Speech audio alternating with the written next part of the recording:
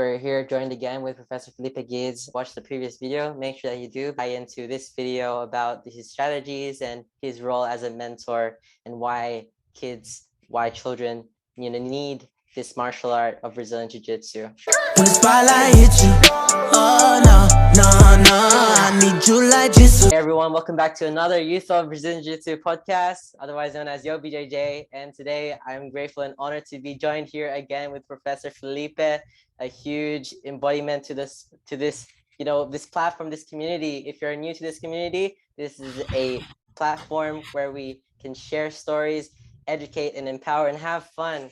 And again, a huge warm welcome to Professor Felipe. Thank you for saying yes.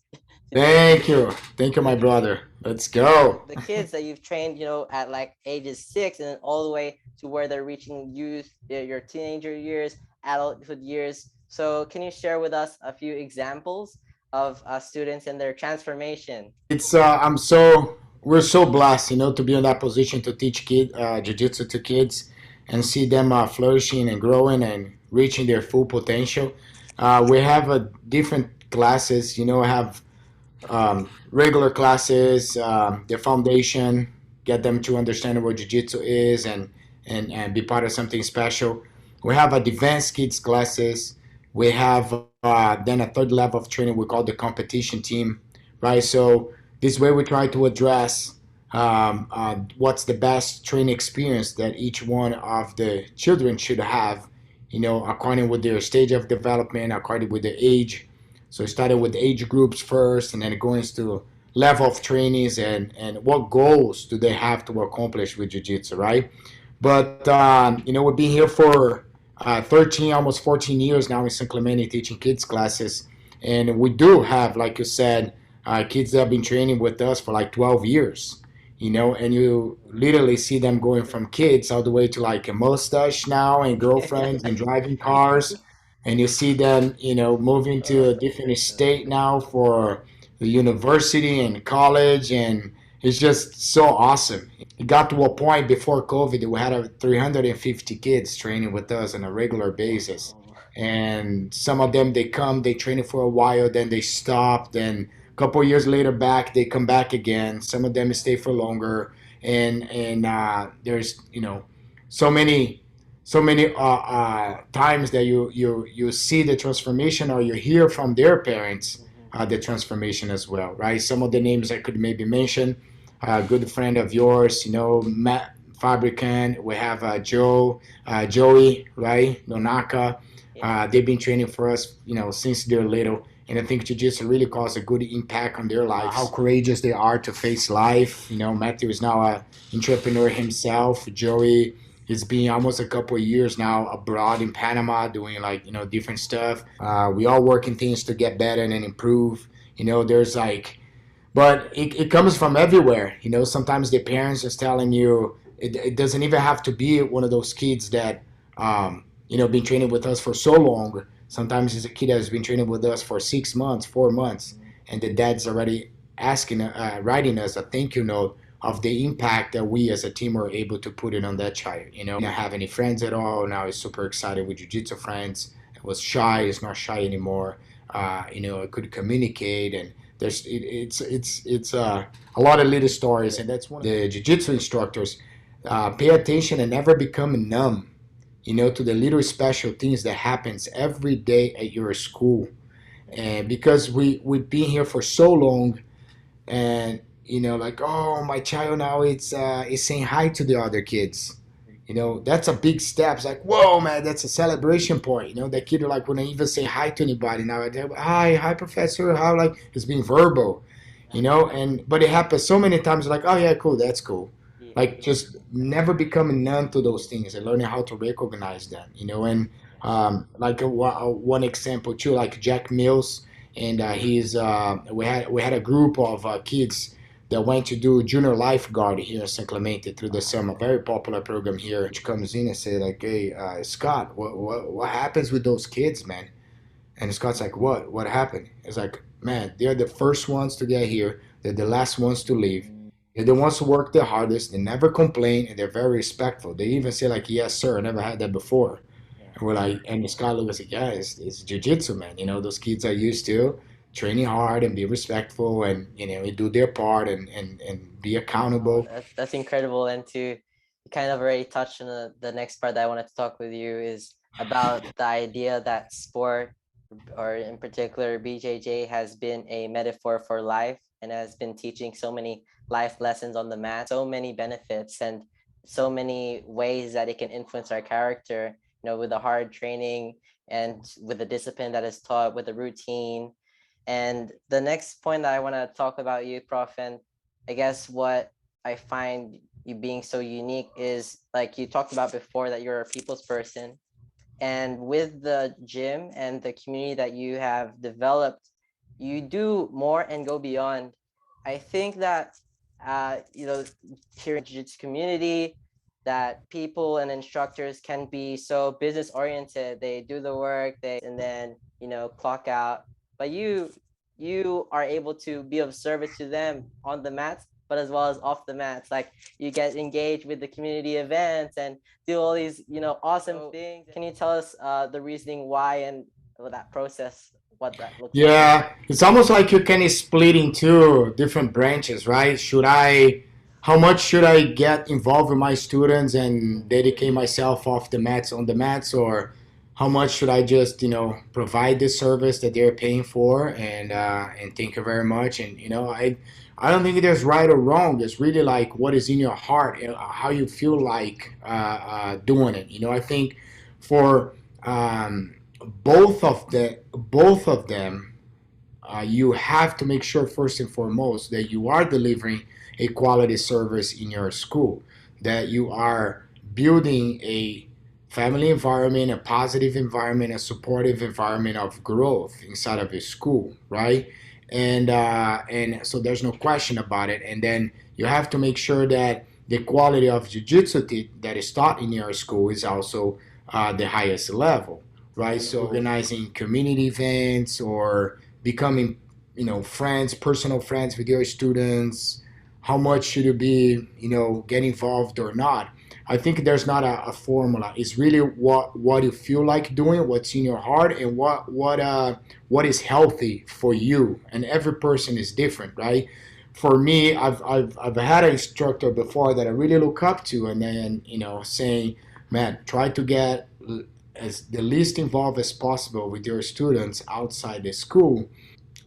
You know, make sure that you do everything you can in your power when they are with you, but know how to turn it off and you know, just be more private about your private life. And for me, I just can't do that. It's just not me, right? So for sure, it's a big body of a student count, and normally you will develop a better friendship with this family or this student or that student, because the way you think, that, you know, just you guys click and you live it close nearby, and so I'm one that I end up getting involved more with the life of my students, but it's not a burden to me. It's something that I like to do and is positive. But I see also that you have to do that in a way that you also know how much to put in it. As far as, for example, it took me a while to kind of find this healthy balance. I've been, you know, you are one position at the school that everybody has contact with. So you are a human being and you have your problems yourself. And I have my personal problems. I go through my issues. I have my family things going on. I have, like, we all have our stuff. But then everybody else also have their stuff. And then there's a village, right? That we all help each other. But I'm kind of in a position that everything will come to me, right? So I try to every time to help as much as I can. I try to, you know, connect people, like, oh, you need this, that person does that, you know what I mean? So we can have that village and help each other.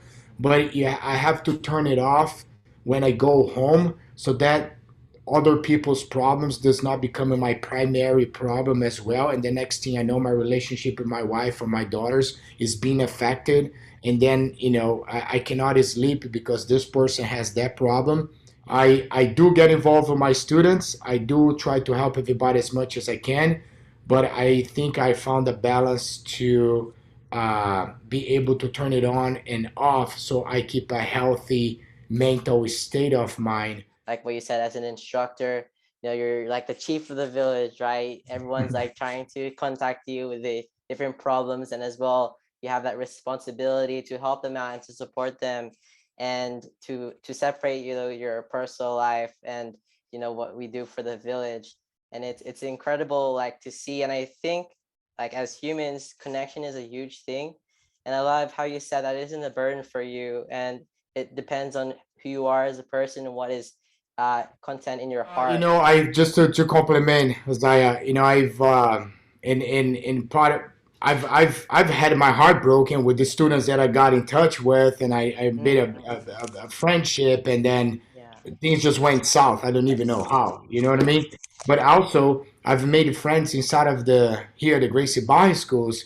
They're not even students anymore. They're like my family right now. And when I'm going through tough times, I rely on them to help me out too. Mhm. You know what I mean? So there's like I have so much support. With being an instructor as well, how have you been able to draw the fine line, or incorporate the fun and discipline at the same time during your classes? Ah, that's good. That's Yeah. good. Yeah. So talking about a lot more on the classes now. Yes. Uh Man, for kids, if they're not having fun, they're gonna quit, right? So the number one thing most kids want is just to have fun, right? They wanna do activity that is fun. There is a right amount of fun because we are martial artists, right? And we have to have a control environment. We have to have order, and otherwise it's just chaos, right? Even for the learning, there's no learning if there's chaos. We're like Brazilians. I know Brazilian Jiu-jitsu, and so we are martial art, but also like we like to party and have fun. You know what I mean? Like it's so you have to have a balance. But I think that what helps is that the kids are very smart, man. They're very smart, and they look at you. You think they don't understand, dude. They do, and they see you every time, and they. So the number one thing is care. If you care, they know, and if you care, the parents know. The parents feel. You could be like a three-time world champion, and you're on the mats teaching a kids class, and you just look up to the ceiling, pick your nose, looking in your phone. It doesn't matter your word titles. The parents look like, dude, that guy doesn't even care if my kid's doing the right technique and whatever, right?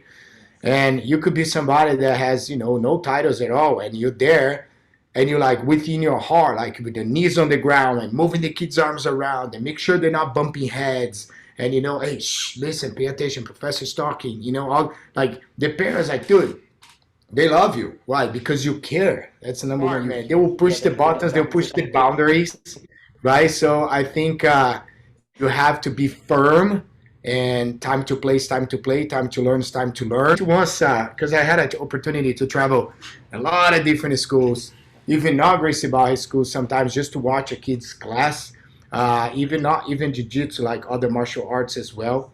And I've seen an instructor that all the kids are lined up, and whenever they just turn around, the instructor say, shh, shh, Yeah.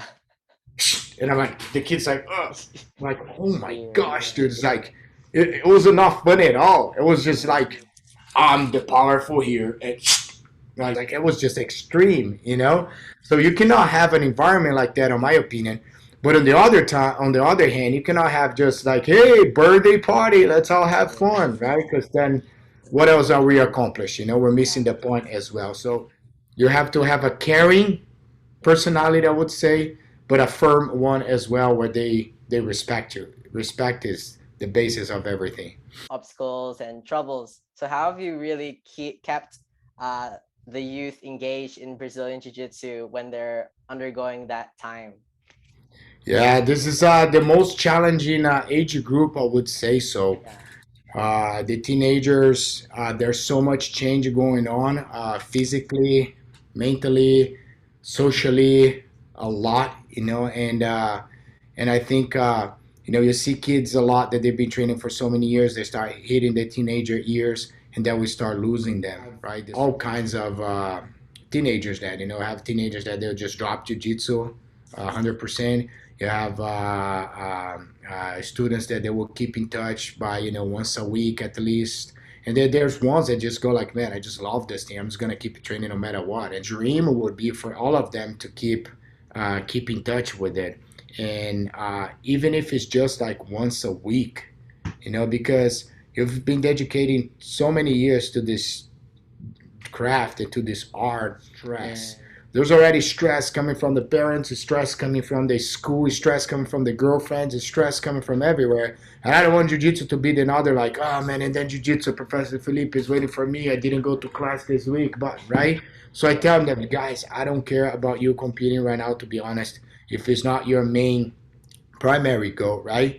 But I care about just coming here once a week at least, see each other, you know, squeeze each other's necks a little, keep the friendship, keep this thing going. It's exciting to see them flying and flapping the wings and, you know, moving from, you know, becoming eagles. We tell everybody here we're raising eagles, not turkeys. So it's nice to see the boys and the girls just, man, becoming eagles and flapping their wings. I'm going to cheer it up for them. You know, I remember one time with a conversation with Professor Flavio, that, you know, he jiu-jitsu became like part of his identity.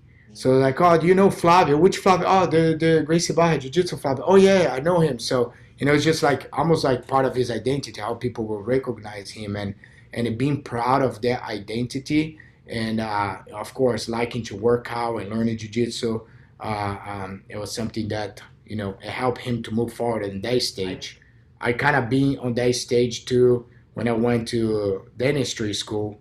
I was 13 years as a blue belt myself, right? So for 13 years, it was 5 years break when I was in a university and 9 years break when I moved to US. I know now, and I had all the excuses. Oh, I'm going to dental school. You know, I'm going to be a dentist. I'm so busy. Like, oh my gosh, dude. You know, I was like, yeah, a big chunk of my time is school and studying. The other,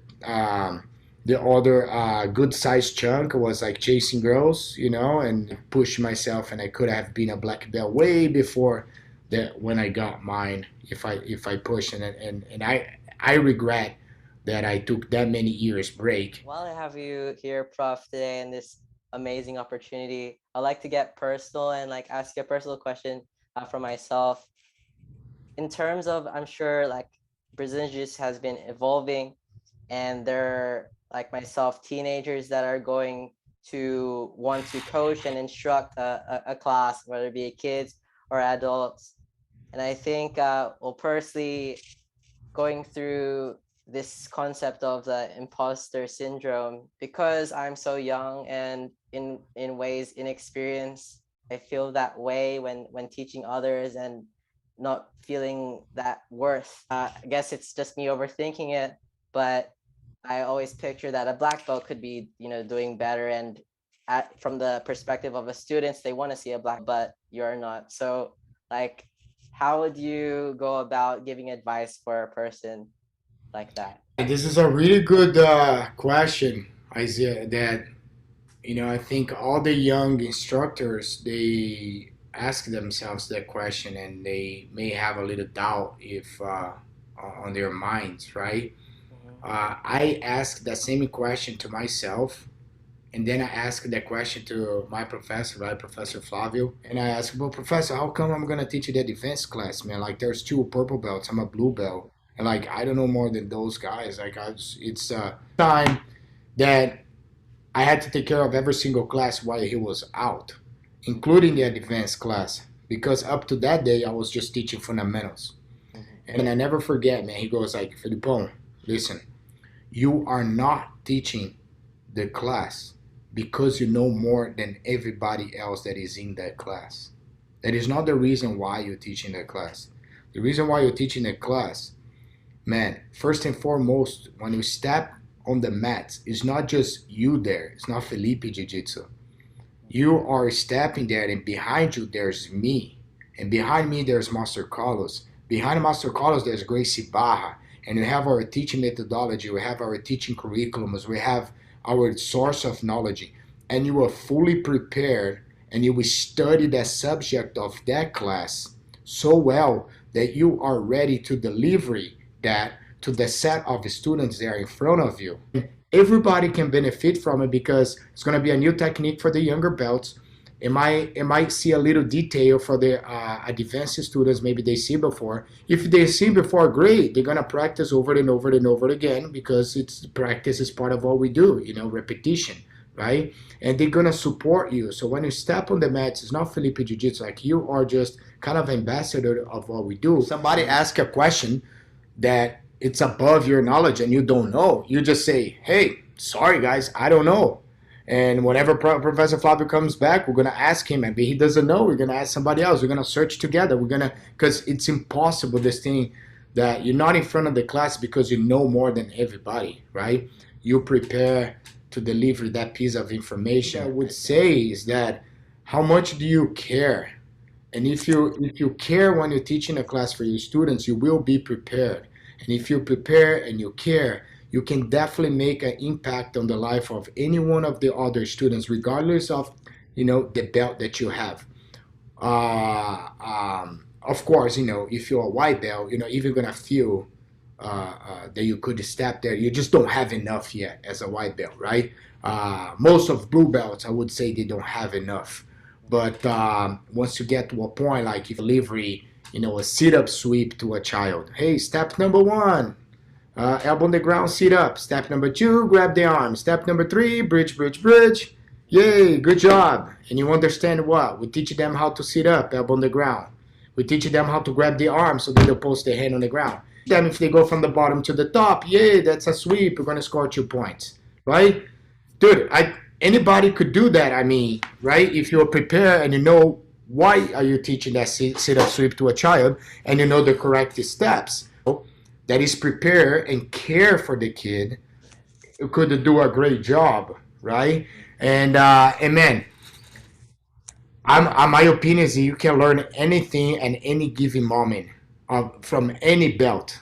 I remember one time I was teaching a competition team and I was teaching a technique, and then this yellow belt kid looked at me like, hey, professor, look at how I'm finishing this choke right now. And he did something a little bit different than I was showing. And I was like, oh my gosh, dude, this thing is so good. How come I never thought about this before, right? My initial reaction was like, oh, yeah. Because I didn't want to show that I did not know that. I'm like, look, that was actually really good, man. I never thought about this. His curiosity and his trying stuff. And then I asked him to show. And everybody clapped their hands. And that was awesome, right? But that comes with time. Because I know who I am. I know my techniques. I know I care about my students. I know who I am. I'm confident of the person I am, right? So I think because of that, I can say, man, I can learn things from a child. You know what I mean? But sometimes people, they're not confident. They try to maybe compensate that with like, oh, right? Say, man, because it was a personal question, right? So like someone like you now, man, you've been training jiu-jitsu. I don't know how many years, man. Like maybe the same as me. No, probably like 9, 10 years. 10 years of jiu-jitsu, man. 10 years of jiu-jitsu, right? You bring to every single kid's belt, man. You're competing like all over, right? You have this really amazing connection with all the kids. Like you have a very deep understanding of jiu-jitsu. I remember last time I sparred with you before you get your adult belts, you were like a green belt, and you come here. I was like, man, if I don't bring my big boy jiu-jitsu here, man, Isaiah's just like, you're just going underneath my legs, being bolo, taking my back, and like easy, And I was like, geez, man, this is amazing, right? So you're not a black belt yet, but you got specific you now that has been training for so long, man. You have so much that you can teach, I think, to anyone. And at the same time, you have so much to learn as well, Once again, in jiu-jitsu, man, the more you know, the more you see that you don't know. And when you think you know everything, that's when you're going to be tapping, right? So. And wow, so much valuable piece of advice, Professor, that we've been talking about throughout this time, that share your time with us. The last piece that I'd like to talk to you about is if you could give some advice to a parent, because I am 100% believe that, personally as well, that the parents have the responsibility in getting your child to try out Brazilian Jiu-Jitsu and to realize, it's only that step into the gym. What do you say to a parent about Brazilian Jiu-Jitsu? Oh man, how long more time do we have? Do you have like a couple more hours? Dude, this year, you can time it right now. I could speak for 2 hours Yeah. why your child should be trained in jiu-jitsu. So what is it that I'm gonna kind of pick Yeah, and I choose know. here? Seen that picture on the internet of Kelly Slater, the best Yeah, surfer of all time. He says yes. like the number one sport you should put your child in is jiu-jitsu. Is jiu-jitsu just a sport, or is just an activity, or is like a life skill? And then people go, it was comparing jiu-jitsu with swimming, right? Yeah, Swimming, what is swimming? Swimming is a life skill. yeah, You at one point of your life, you as a parent, you're gonna put your child to learn how to swim. that's it. There's just no, oh my kid doesn't like the water, doesn't like, so it doesn't matter. Yeah, Doesn't matter what your kid think. You will put your kid on jiu-jitsu. Why? Because you are a responsible parent and you want to give skills, life skills to your child. Because at one point of their life, they will find themselves in the water. Whatever they're in the water, they're either gonna thread the water and swim, or they're gonna drown and die, right?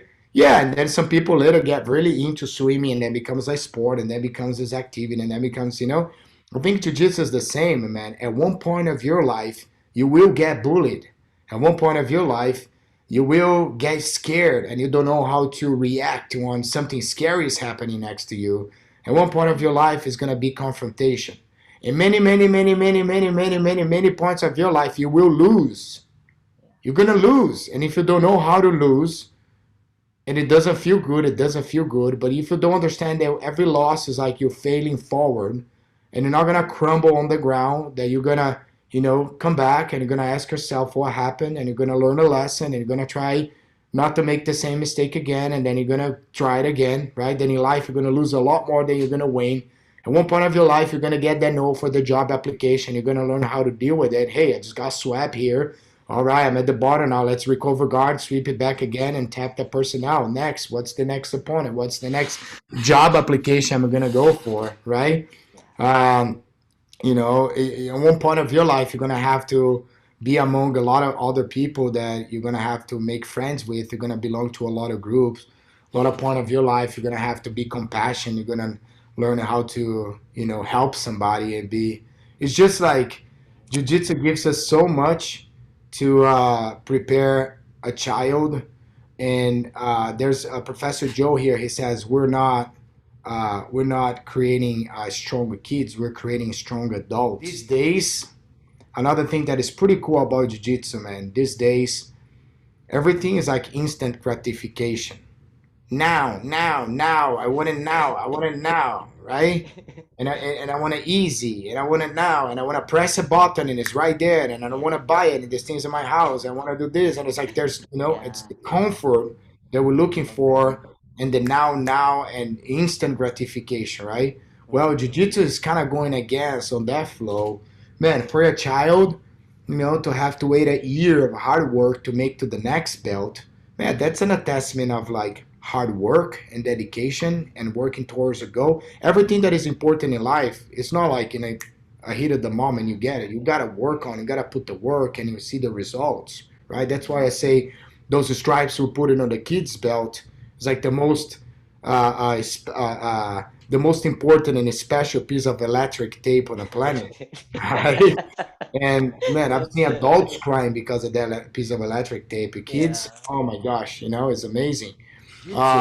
We are able to build this little cosmos where you, on a controlled environment that is still rules, and it's safe and is empowering, and have people that care about you. But yes, it's hard as hell.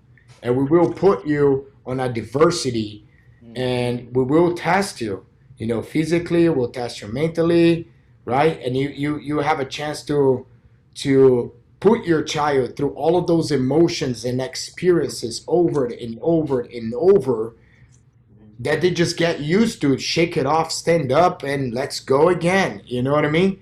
And whenever things actually happen in life for them, it's just they're just used to.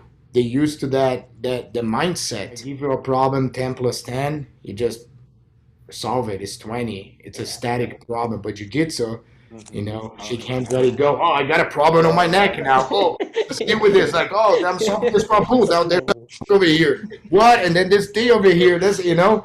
So it's like this under pressure, physical problem solving things. Like, breathe, right?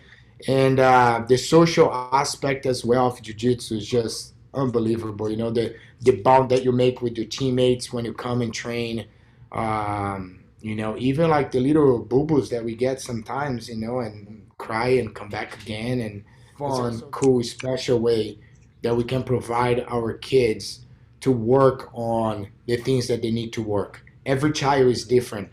Every child is different, and we all have different things that we need to work on. And even when you start working on, you start developing the area. Oh, now this is good already. Oh, wait a minute, now we need to work on this area. Oh, now we need to work on this area. And it's an ever-changing opportunity to growth, right? And not just why jiu-jitsu is important. If I could just, sorry, man, you know that I can talk about, right? It's a passionate subject, man. Yeah, I know. I love it. I would give a parent, you know, your number one job is to make your child wants to keep training, right? That's your number one job. Because let's say when you come to jiu-jitsu, it's very important to know what is the goal you want your child to accomplish. Oh, is that your kid is shy, or is that dealing with bullies, whatever it is. Okay, we need time, right? We agree that this is an amazing activity for your child. And we agree that the longest your child sticks with this activity, the more benefits your child is going to have. Of kids training twice a week is very beneficial. And then they can come here in San Clemente. This is what we do. They come to training the third time as a parent in kids class, which is a super fun class on a Saturday morning. I think that's a good pace that keep them progressing, keep them learning, and keep them away from burning out. I'm telling you, motivating my students' kids to train every day. Man, they train every day for 3 months, and then they're burned out. They want to quit, right? Why? Because it's just kind of becoming too much for a child, right? And it's just becoming a job then. It's not fun anymore. So learning how to have that good balance, and learning how to always, you know, make it a fun, and remember they're still kids. You know, I always say good job after the practice. I always say I'm proud of watching you. The number one thing that the kids want is to make their parents proud. And number two will be their jiu-jitsu instructors. So if you're one of those parents that after your child finishes training, you're like, oh man, you should have done this. Why didn't you hold the arm and bridge? You wanted to do that. And even though you have a good thing in your heart because you want to help your child and you give them instructions, the only message there again is like, oh, it doesn't matter how hard I work.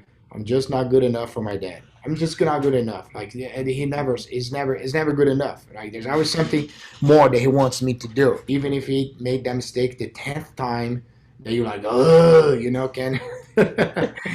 Don't say it right after the class. Don't say it on the ride back home. You know, rate it for after so you guys get a good connection. Wow. Oh my goodness. Not only taking it from the perspective of the kid and the relationship to their parent, but the parent as well, the relationship to the kid, right? And I love how you mentioned quick again, like jiu-jitsu is a life skill. Any better, you know, it's incredible, and how you described it, and just how immensely beneficial it can be for all those that are listening. And man, thank you. I just want to say thank you to you for the opportunity to share a little bit. Anytime, I'm here for you.